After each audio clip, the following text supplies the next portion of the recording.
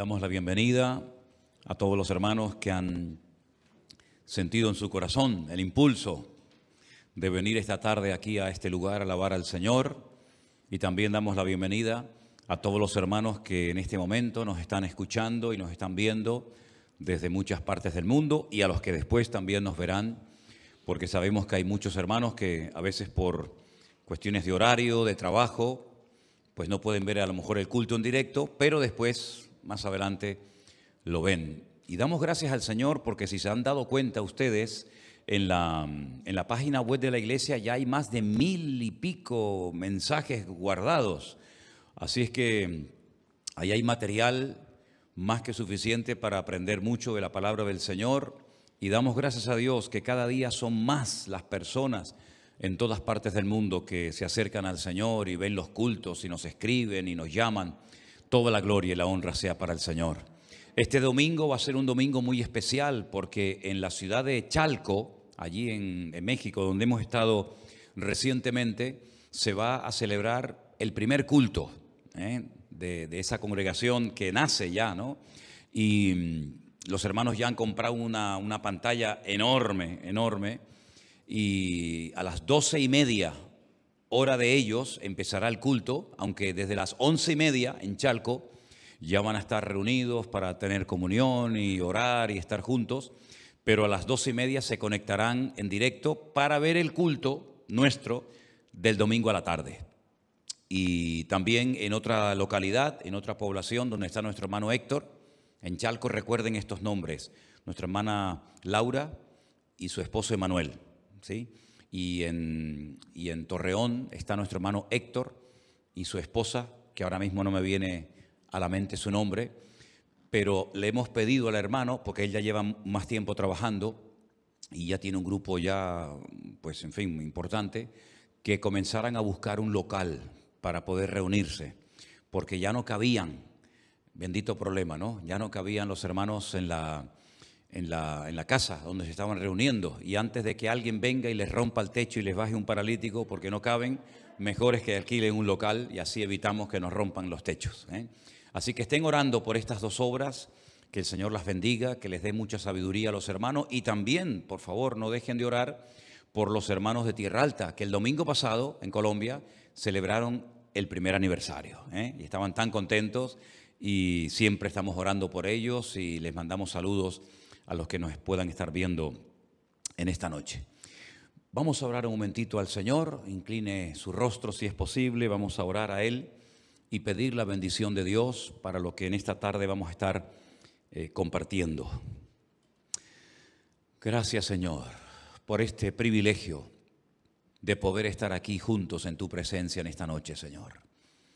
Gracias, Dios mío, por los hermanos que han hecho un esfuerzo después de un largo día de trabajo y han venido al culto para escuchar tu palabra, para adorarte. Pedimos, Señor, que nos hables y que en esta tarde podamos salir renovados y bendecidos de tu hermosa y bendita presencia. Gracias, Señor, por esta oportunidad de aprender de ti y de tu palabra. En el nombre de Jesús. Amén y amén. Gloria al Señor. ¿Cuántos de ustedes estuvieron en la clase por Zoom que estuvimos dando en el día de ayer? Bueno, gloria a Dios, gloria a Dios. Espero que hayan quedado claras las explicaciones que dimos. Había mucha gente conectada y lástima que no se grabara. Fue un fallo por nuestra parte que esa clase no se grabara, para en el futuro que otros que no la vieron pudieran escucharla. De hecho, ya me la están pidiendo, pero no la grabamos. Y se nos quedó a todos una buena sensación de decir, esto hay que repetirlo más a menudo. No sé con qué frecuencia, pero se nos quedó el deseo de volver a hacer una convocatoria abierta para que todos los que quieran aprender de la palabra puedan hacerlo. Y les animo a que sigan haciendo las lecciones. ¿Estáis haciendo las clases, hermanos? ¿Van bien? ¿Seguro? Bueno, gloria a Dios. Me alegro mucho por ustedes. Vamos a leer dos porciones de dos cartas de Pablo diferentes en esta noche. La primera lectura se encuentra en el libro de Romanos, la carta del apóstol Pablo a los Romanos en el capítulo 13. Y la segunda porción que vamos a leer se encontraría en Efesios capítulo 5, del versículo 11 en adelante. Pero comencemos por Romanos. Prestemos atención a estas palabras que van dirigidas a creyentes, a personas que habían reconocido al Señor Jesucristo como su Señor y Salvador personal, como el verdadero Mesías, pero necesitaban ser instruidos, aconsejados en la palabra para su desarrollo y para su crecimiento espiritual. Romanos 13, versículo del 10 en adelante dice: el amor no hace mal al prójimo. Así que el cumplimiento de la ley es el amor. Y esto, conociendo el tiempo, que ya es hora de levantar el sueño, porque ahora está más cerca de nosotros nuestra salvación que cuando creímos. Versículo 12. La noche está avanzada y se acerca el día. Desechemos pues las obras de las tinieblas y vistámonos las armas.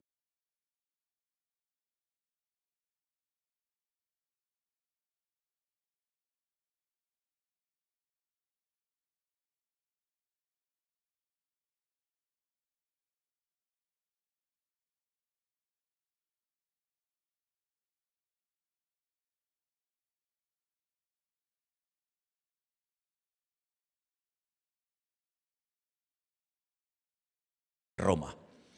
Damos un salto y nos vamos a la carta de Pablo a los Efesios, capítulo 5, a partir del versículo,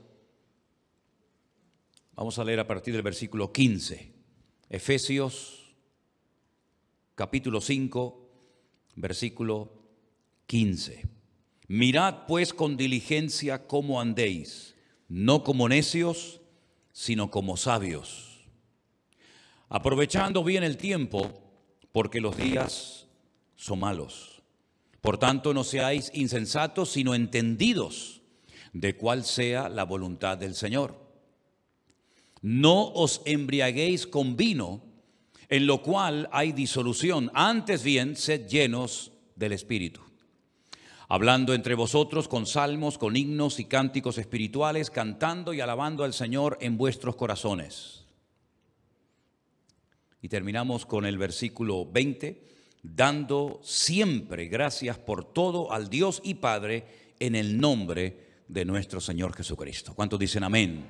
Gloria a Dios. Dos porciones preciosas dirigidas a dos iglesias diferentes, creyentes, gente que ha nacido de nuevo, pero, repito, que necesitaban ser instruidos para que no se estancaran, sino que pudieran seguir avanzando y creciendo en el conocimiento del Señor. Ahora bien, vamos a hacernos todos en esta noche, no hace falta que nadie responda en alta voz, vamos a hacernos esta pregunta.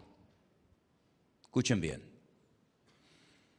¿Cómo te definirías tú como cristiano, como cristiana? Si tuvieras que explicar un poco cómo tú te ves en este momento en tu relación con el Señor, ¿qué términos, qué adjetivos, qué expresiones utilizarías? ¿Cómo te ves tú realmente como cristiana? ¿Te ves una persona madura, firme en los caminos del Señor, con las ideas claras? ¿Te ves todavía un tanto fluctuante, emocional, sin mucha estabilidad, sin mucha firmeza todavía, con muchas lagunas? ¿Te ves bien en el Señor o todavía te falta mucho para poder decir estoy bien y firme, afianzado, afianzada en los caminos del Señor? ¿Cómo te definirías tú como cristiano? Hace unos días un pastor de Argentina me llamó y me estuvo haciendo una serie de preguntas y bueno, pusimos la entrevista en nuestro canal para que ustedes lo pudieran ver, ¿no? Ya que es un canal de televisión que no se ve en España, sino en algunos países de Latinoamérica. Y una de las cosas que el pastor decía en medio de esa entrevista que tuvimos o que me hizo, es que comentaba que un pastor no hace mucho tiempo visitó su iglesia y habló de 4 tipos de pastores. Pueden ver la entrevista, ¿no? Y él define, ¿no?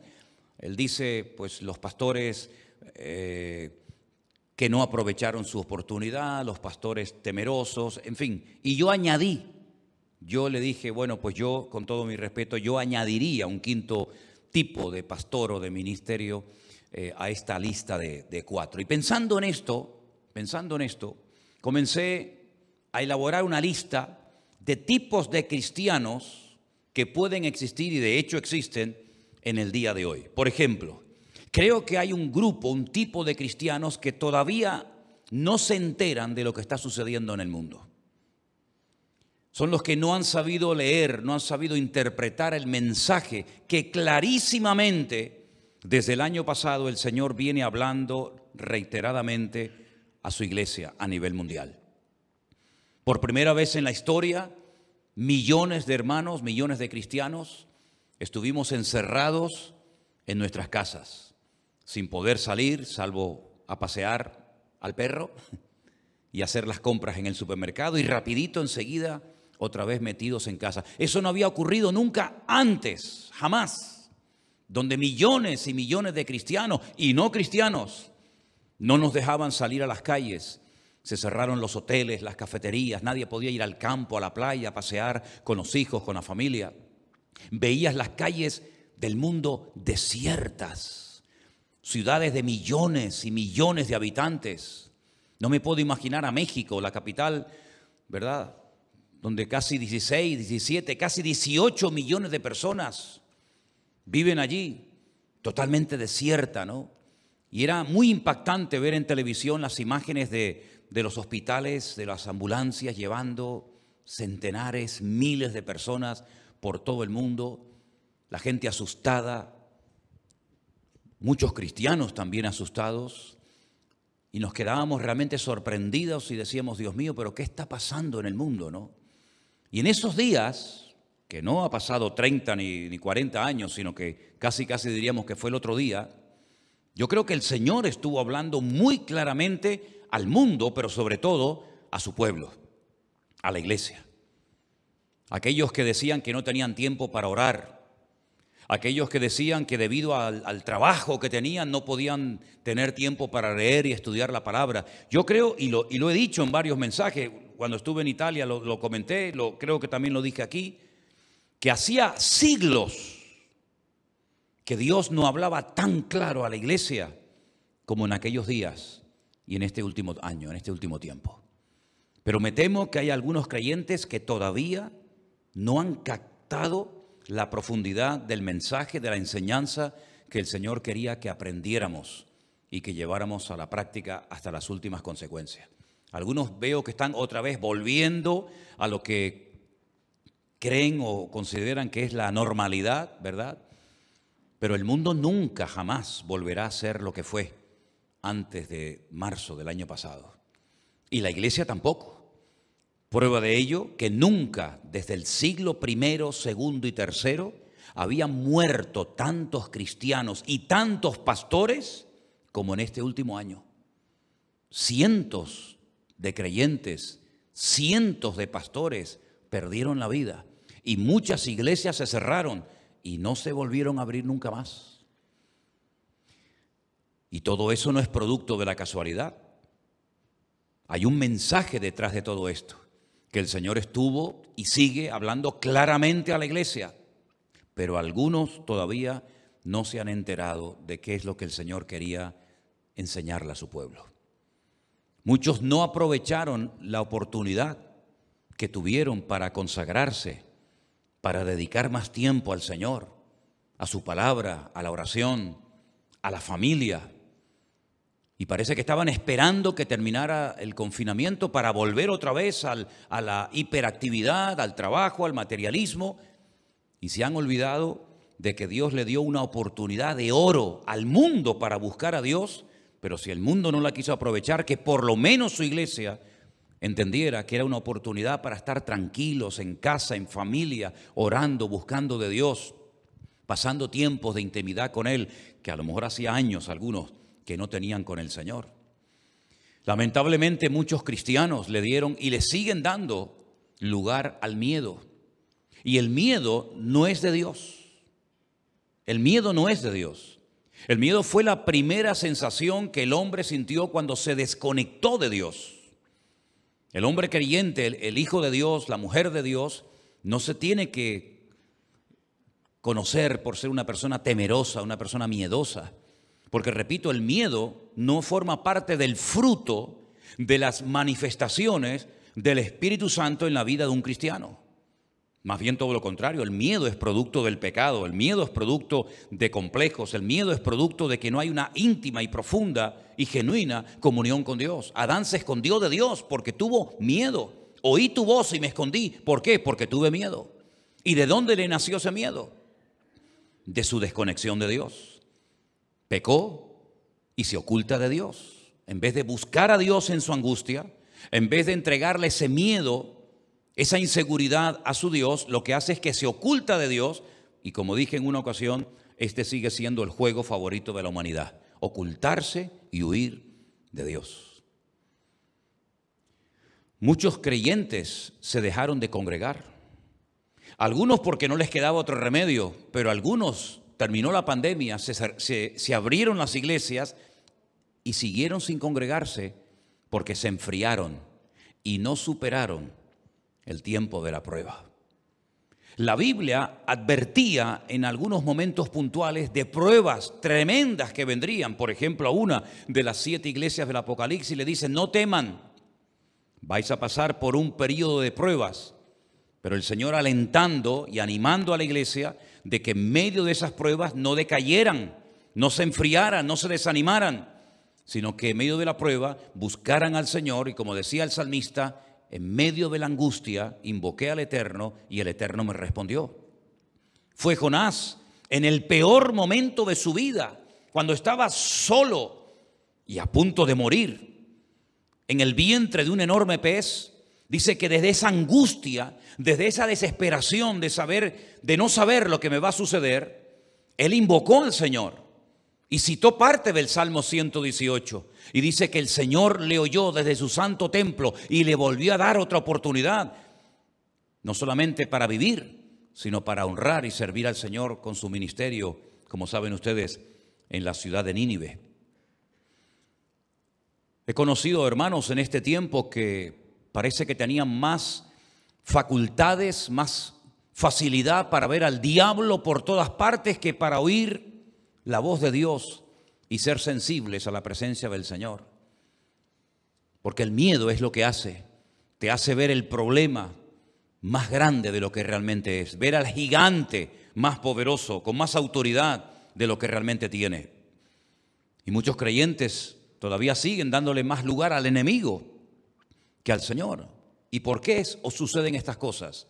Porque cuando no te alimentas de Dios, cuando no te alimentas de su palabra, de tener comunión y relación con Él, sino que te alimentas de internet y te alimentas de lo que dicen la gente del mundo, lo que estás haciendo es estás envenenando tu fe. Y hay creyentes que no se dan cuenta que no todo lo que se cuenta es verdad y no todo lo que se dice hay que aceptarlo, sino que todo tiene que ser comprobado a la luz de la palabra de Dios. Y entonces le dan lugar al diablo. Y la Biblia dice: no deis lugar al diablo. Y es una responsabilidad personal saber filtrar, saber seleccionar, saber escoger qué literatura, qué programas, qué cosas puedo comer y qué cosas debo descartar, para que de esa manera no le haga un daño a mi fe, a mi alma, sino que mi relación con Dios se mantenga viva, ¿verdad? Y en buen estado, porque la estoy alimentando de la palabra de Dios y no de palabras que salen por ahí, que al final se convierten como si fueran en verdades, pero son auténticas mentiras. Los que supimos aprovechar el tiempo, Dios nos bendijo y Dios nos honró.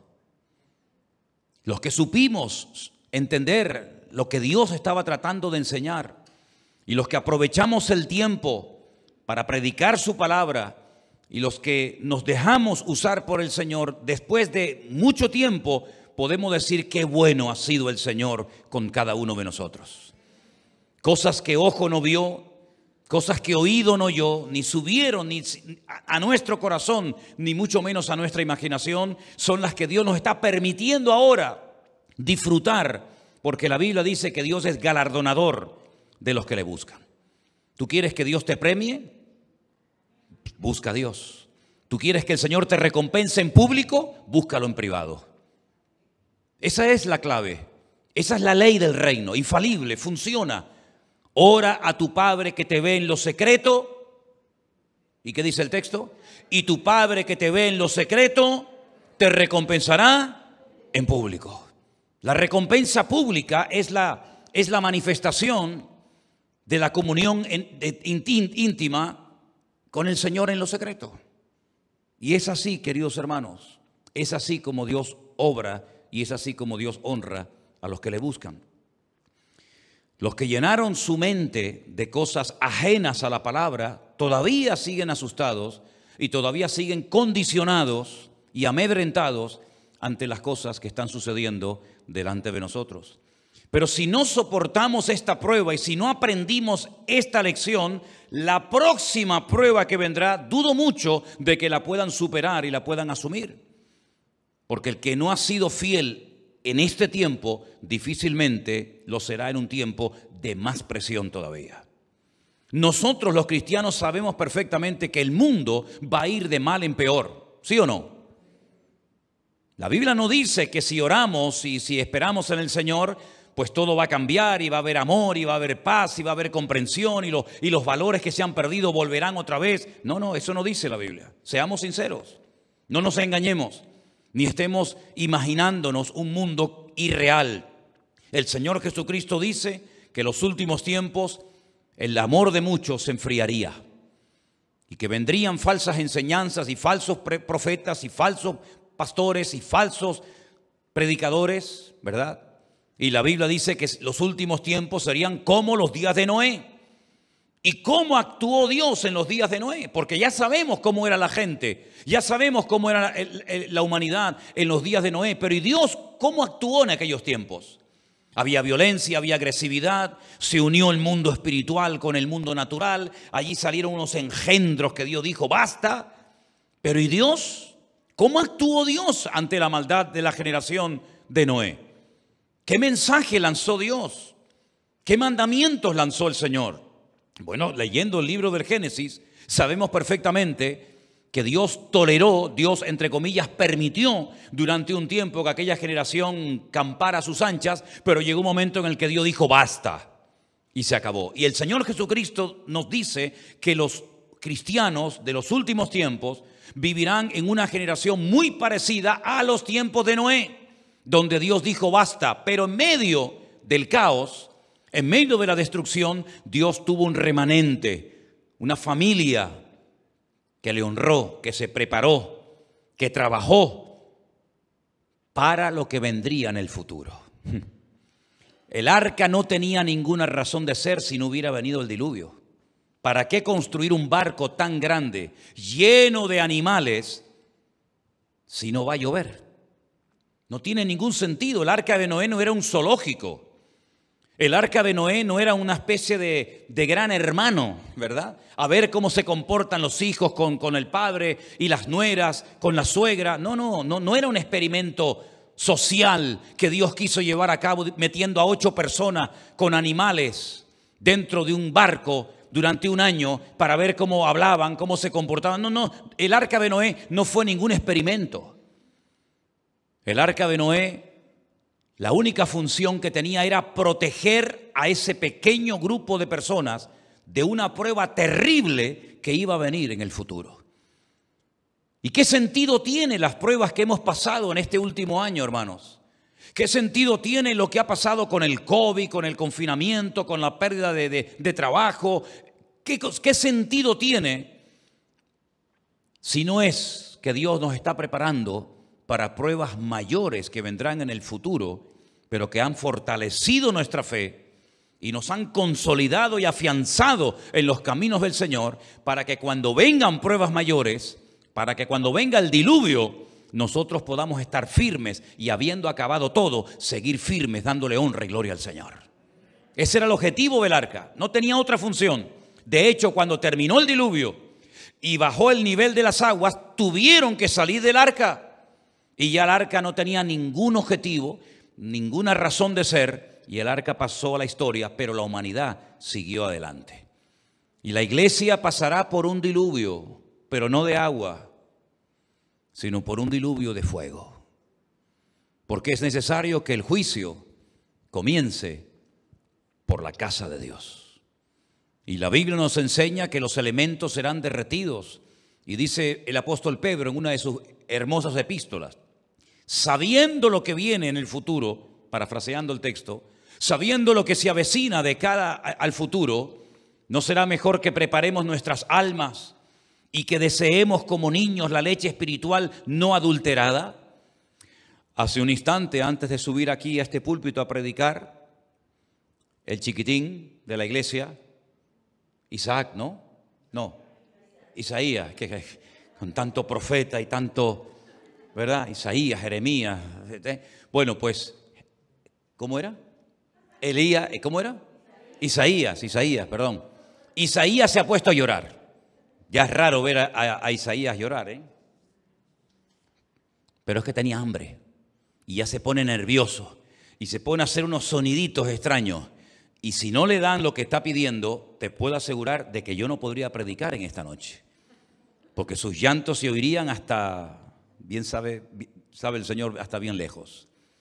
Y dice el apóstol Pedro en su carta que nosotros tenemos que desear la palabra de Dios como los niños se hacen notar y gritan y patalean y lloran, diciéndole, es la hora de comer, deme mi comida.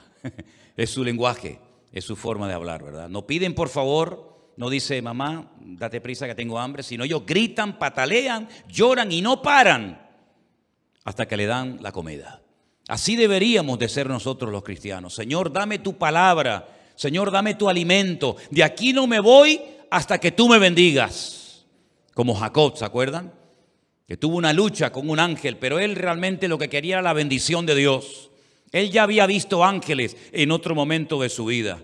Él ya sabía lo que era moverse en el terreno natural y espiritual, pero él lo que quería siempre era la bendición a toda costa.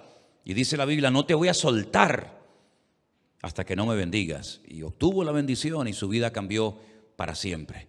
Y Dios tiene bendiciones preparadas para nosotros, pero hay que buscarlas, hay que pelearlas, hay que buscarlas con todo el corazón.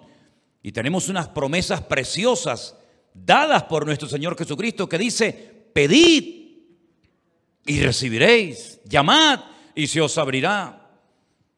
Porque todo el que pide recibe, el que busca halla y el que llama se le abrirá. Si hay promesas que están ahí esperándonos a nosotros, como diciendo el Señor, vengan a buscarlas, venid los trabajados y cargados, que yo os haré descansar, pero vengan ustedes. Como tenían que ir los enfermos y los desesperados a donde estaba el Señor. Y el Señor los sanaba y los consolaba y les cambiaba la vida, pero tenían que hacer un mínimo de esfuerzo, un pequeño recorrido, un pequeño sacrificio. Y ahí Dios los honraba y ahí el Señor los bendecía. ¿Qué tipo de cristiano eres tú? ¿Qué has aprendido en este tiempo? No olvides lo que has aprendido. Si has aprendido algo en este tiempo, si el Señor te ha ministrado y te ha hablado en este último año, y yo creo que sí, no olvides lo que has aprendido. Porque también decía el apóstol Pedro, yo procuraré después de mi partida dejar esto por escrito para que ustedes puedan recordar en todo momento las palabras que pronunció nuestro Señor Jesucristo. Y hoy en día más que nunca tenemos que vivir lo más cerca del corazón de Dios que podamos. Vivimos en un tiempo de comunicación, pero a veces hay un tiempo de muy poca comunicación con nuestro Dios. Y Dios sigue hablando. ¿Cuántos dicen amén? Esa porción tan hermosa de Hebreos capítulo 1, donde dice, Dios habiendo hablado en otro tiempo a nuestros padres por los profetas, en estos postreros días nos ha hablado por medio del Hijo. Es decir que las generaciones que precedieron a la venida del Señor tuvieron su oportunidad, tuvieron sus mensajes. Y algunos pueden decir, sí, pero es que yo no conocía al profeta Elías. No pasa nada, te mandamos a Isaías. Es que yo no conocí ni escuché nunca las palabras proféticas de Isaías. No pasa nada, te mando a Jeremías, y si no a Abdías, y si no a Sofonías, y si no a Daniel. Es decir, todas las generaciones tuvieron su mensaje profético, su mensaje de parte de Dios. Ninguna generación puede decir es que Dios no nos habló, es que no sabíamos. Todas tuvieron su oportunidad. Pero ahora dice la Biblia que en los postreros tiempos, en estos que estamos ahora, Dios habló y sigue hablando a través de nuestro Señor Jesucristo. Pero claro, para saber lo que habló, para saber lo que dijo, para saber lo que enseñó, tenemos que ir a la Biblia, a los evangelios, leerlos con frecuencia. Mateo, un evangelio precioso, ¿verdad? Marcos, Lucas, Juan. Por supuesto hay otras porciones de la Biblia, pero sobre todo en esos 4 evangelios biográficos se nos describe cómo hablaba, cómo actuaba ante la presión de las masas, ante las calumnias. En todo momento sabemos lo que el Señor pedía a sus discípulos. Tenemos capítulos enteros, el capítulo 5, 6, 7 de Mateo, el famoso Sermón del Monte, palabra tras palabra, mensaje tras mensaje. Allí se habla de la oración, de la ofrenda, del ayuno, de la relación interpersonal entre los hermanos. Son unas enseñanzas tremendas. Bueno, pues si verdaderamente sigue hoy el Señor hablando, no a través de los profetas, porque esa etapa ya pasó, pero si verdaderamente, como dice Hebreos 1, Él sigue hablando a través de su Hijo, pues leamos entonces las palabras del Hijo para que sepamos qué es lo que hoy el Señor espera de ti y de mí y cómo tenemos que comportarnos en medio de esta generación en la cual vivimos. Amén, hermanos. Y han venido en los últimos meses y desde el confinamiento que tuvimos el año pasado, centenares de preguntas de todas partes del mundo. Y muchos cristianos han estado asustados por la formación del nuevo orden mundial, por la gente que moría, por la vacuna, confundiendo la marca de la bestia. Fíjense qué tremendo, ¿no? Todo esto es una evidencia clarísima del desconocimiento tan grande que ha habido y que lamentablemente todavía sigue imperando en la vida de muchos cristianos, confundiendo las señales de los tiempos, haciendo una mala interpretación de cosas que están muy claramente definidas y explicadas en la palabra. Y cuando venían estas preguntas, automáticamente yo me daba cuenta de que todo esto era producto de lo que les acabo de enseñar y decir, la falta de conocimiento bíblico. ¿Recuerdan ustedes esas palabras que dicen, mi pueblo pereció por falta de conocimiento? Pero eso no solamente forma parte del pasado lejano y distante. Eso es una realidad contundente de nosotros hoy en día. Ver a creyentes que se niegan rotundamente a ponerse una vacuna porque dicen que es como si te pusieran la marca de la bestia. Y claro, nosotros no estamos aquí para convencer a nadie de que si se vacune o no se vacune. Pero te voy a dar unos datos un tanto curiosos que no sé si lo habéis oído. Si lo habéis oído, bueno, perdonadme que os repita algo que ya habéis oído. Pero a mí me ha llamado la atención el temor de muchos cristianos, por ejemplo, a esta vacuna en particular. Y entonces comencé a buscar en la Biblia alguna respuesta y encontré algo muy interesante. Yo quiero que pongamos ahí en la pantalla, por favor, el Salmo 89, versículo 8. Salmo 89, versículo 8. Y es un versículo muy bonito, muy fácil de aprender, y dice así. Salmo 89, versículo 8. Oh Jehová, oh eterno, Dios de los ejércitos. Y lanza una pregunta aquí el salmista. ¿Quién como tú? ¿Quién como tú? Y él mismo responde, poderoso eres, Jehová eterno, y tu fidelidad te rodea. Nosotros sabemos que no hay nadie como nuestro Dios. Amén, hermanos. Desde el año pasado, desde los días del confinamiento hasta el día de hoy, hasta este momento, Ya sabíamos que nuestro Dios era poderoso. Amén, hermanos. Lo sabíamos. Pero ahora lo sabemos con mucho más claridad que antes. Porque hemos visto su fidelidad. Hemos visto cómo Él ha bendecido y prosperado su obra. Cómo Él ha cuidado de su rebaño, de su grey, de su remanente. Y cómo la fidelidad del Señor ha sido constante y permanente cada día en nuestra vida. Y hoy podríamos decir todos un fuerte gloria a Dios, porque hasta aquí nos ha ayudado y guardado el Señor. Con nuestros defectos, con nuestras debilidades, con nuestras torpezas, podemos decir, Señor, gracias porque he podido llegar hasta este momento. Y si Dios nos da vida y nos permite llegar hasta fin de año, que yo creo que sí, pues podremos terminar el año diciendo, Señor, gracias porque durante los 365 días de este año, tú no me has abandonado ni me has fallado nunca. Amén, hermanos.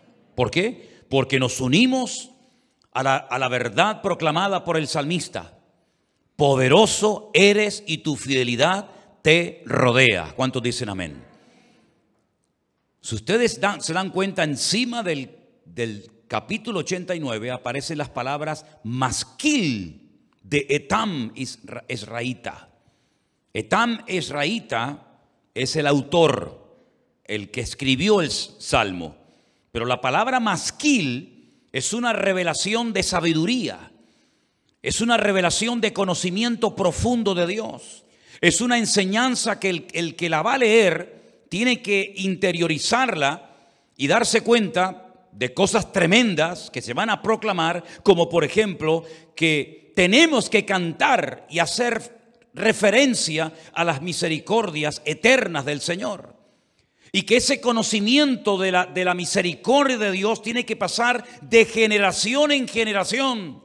Enseñarle a nuestros niños, enseñarle a los nietos, enseñarle a las futuras generaciones que Dios es misericordioso, que Dios es fiel y que Él es nuestra roca. Todo lo que ustedes van a leer esta noche antes de irse a la cama del Salmo 89 es un masquil, repito, una revelación de conocimiento de Dios. Eso es lo que significa la palabra masquil. No es una palabra ahí puesta al azar, sino que, ojo, lo que les voy a contar, lo que voy a escribir a continuación, no lo olviden nunca. Y por eso dice que los cielos tienen que celebrar las maravillas de Dios. Y en la congregación de los santos tenemos que adorar al Señor, porque Dios es temible, Dios es formidable. Y ahora dice en el verso 8, Dios es poderoso y su fidelidad le rodea. Es un salmo realmente extraordinario, un conocimiento tremendo. Si quieres conocer profundamente a Dios, léelo con frecuencia el Salmo 89 y vas a descubrir y a disfrutar mucho de lo que este hombre está contando aquí. Pero ¿por qué cito el versículo 8? Porque la palabra poderoso, y la vamos a poner en la pantalla ahora, la palabra poderoso en hebreo se pronuncia, díganlo conmigo, Hasim. Más fuerte, Hasim. Esa palabra aparece en el verso 8 cuando dice, poderoso eres, oh Señor. Hasim, poderoso. Y mira tú por dónde la palabra vacuna, en hebreo se pronuncia Jisum. Tiene la misma raíz de la palabra Hasim, poderoso, del Salmo 89, versículo 8. ¿Por qué tiene la misma raíz la palabra poderoso y la palabra vacuna en hebreo? Por una sencilla razón. Porque Dios, a través de su palabra, nos dice que para el fortalecimiento de nuestra fe, para el fortalecimiento de nuestra vida interior, de nuestro espíritu, tenemos que conocer al poderoso, al que fortalece nuestras debilidades, al que nos ayuda a superar los pecados, al que nos da estabilidad y su poder en nosotros para poder mantenernos firmes contra las acechanzas del diablo y vivir de victoria en victoria, de gloria en gloria y de bendición en bendición. Es la única manera, teniéndolo a Él, el poderoso, el Jacín en nosotros, vamos a poder vivir vidas poderosas en Dios. De ahí que dice la Biblia, diga al débil, fuerte soy, pero no por mí mismo, sino por Jacín, porque mi Dios es poderoso y su poder que mora en mí me permite vivir una vida poderosa y victoriosa en el Señor. Amén. Recibiréis poder. ¿Y de dónde viene ese poder? Del poderoso. El poderoso produce poder y ese poder estará con vosotros y os impulsará por todas las naciones de la tierra para que podáis predicar el evangelio y señales seguirán a la predicación del evangelio. Todo viene de Él. Él es la fuente de poder porque Él es el Jacín, Él es el poderoso. Pero mira tú por dónde la palabra Jisún en hebreo, vacuna, hace referencia al fortalecimiento del sistema inmunológico del ser humano. Es algo que te fortalece en lo físico y el Señor te fortalece en lo espiritual. No estoy tratando de convencer a nadie de nada, ni muchísimo menos, pero simplemente estoy diciendo que el Señor en su palabra nos promete enviarnos en momentos puntuales de nuestra vida tanto sanidad como medicina. Ambas cosas proceden de Dios. Jeremías capítulo 33, versículo 6, y este es el último texto que leeré en esta noche, nos dice así: He aquí, yo les traeré sanidad y medicina, y los curaré y les revelaré abundancia de paz y de verdad. Ambas palabras, Jisún y Jacín, vacuna y poderoso, tienen la misma raíz en hebreo, que son las letras Het, Samech, Nun. Las mismas letras, la misma raíz. Para que no tengamos temor de la medicina que en un momento determinado de la vida el Señor enviaría a su pueblo. Si no, enviaría sanidad y si no, enviaría medicina. Pero no somos contrarios a la ciencia ni a la medicina porque todo don perfecto y toda dádiva viene de lo alto. Y aunque sea un científico ateo, que muchas veces no lo son, pero aunque fuera un científico ateo, Dios utiliza a los sabios de este mundo, según ellos, como instrumentos en sus manos para traer bendición siempre, ¿a quién? Al pueblo del Señor.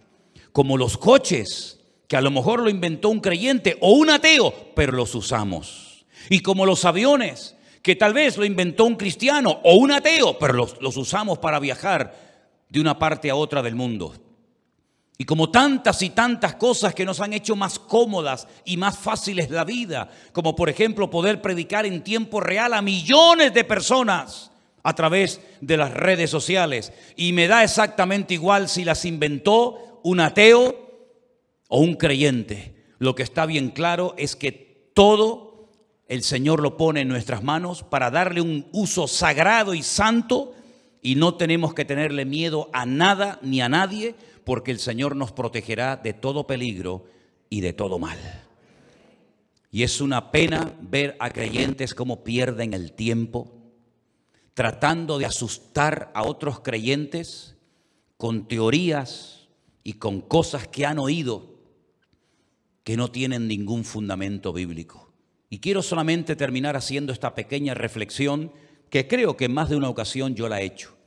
Cuando vino la famosa crisis, la burbuja del ladrillo, ¿no? De la construcción, explotó en España, creo que fue en el 2000 y pico, 2008, donde millones de personas perdieron su trabajo y se paró la construcción. ¿Se dieron ustedes cuenta cómo a los pocos días o meses comenzaron a aparecer en los semáforos malabaristas, payasos? ¿De dónde salieron tantos malabaristas?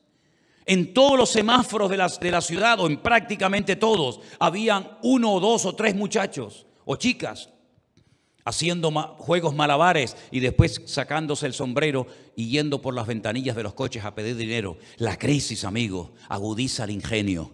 La crisis hizo que muchos se convirtieran en payasos, en malabaristas, en limpiadores de cristales, en vendedores ambulantes. ¿Por qué? Porque la crisis los impulsó. Y a algunos en esta etapa en la que estamos viviendo les ha salido el espíritu científico y entienden de todo. Entienden de vacuna, de virus, entienden de todo y utilizan las redes sociales. La Biblia no la cogen ni de cerca, ¿no? La Biblia no tienen ni papa. Les menciono 4 o 5 cosas de la Biblia y se quedan patinando, pero son científicos que intentan convencernos a nosotros, los pobres ignorantes, de una información que ellos han recibido y que nosotros en nuestra ignorancia no hemos recibido, y entonces nos hacen un favor. Hermano, cuidado, la marca de la bestia. Van a experimentar con ustedes. Los hombres se comportarán como mujeres y las mujeres como hombres, que para eso no hace falta ni vacunarse. Para eso no hace falta ya ni vacunarse. Llegas tarde y mal. Llegas tarde y mal, ¿no? Por lo tanto, mis queridos hermanos, nosotros, yo personalmente, y ustedes lo saben, jamás utilizaré las redes sociales para tonterías. Pero hasta el último minuto de mi vida las utilizaré para predicar el Evangelio y para poder llevar con la ayuda de mi Señor, si Él me lo permite, a millones de almas a los pies de Cristo antes de que Él me llame a su presencia. Cierra tus ojos ahí donde estás y pregúntate, ¿qué tipo de cristiano yo soy? ¿Maduro, responsable, atolondrado, firme, fiel, constante, fluctuante? ¿Qué tipo de cristiano eres? ¿Cómo te definirías en esta noche a la luz de las Sagradas Escrituras? Y que Dios nos ayude a serle fieles y a dar un buen ejemplo hasta el último momento de nuestra vida. Gracias por tu fidelidad que rodea tu trono, Señor.